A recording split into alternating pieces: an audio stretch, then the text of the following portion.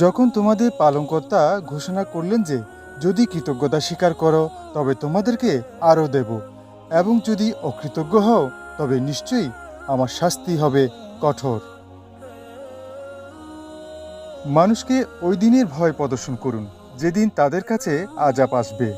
তখন জালেমরা বলবে, হে আমাদের পালনকর্তা, আমাদেরকে সামান্য মেয়াদ পর্যন্ত সময় দিন, যাতে আমরা আপনার আহ্বানে সাড়া দিতে এবং পয়গম্বরগণদের অনুসরণ করতে পারি।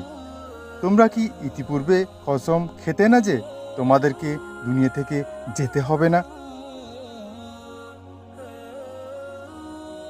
প্রিয় রাসূল সাল্লাল্লাহু আলাইহি ইসলাম বলেছেন, তোমরা জাহান্নামের আগুন থেকে বাঁচো এক টুকরা খেজুর দান করে হলেও। যদি সেটা না পাও তবে ভালো কথার মাধ্যমে।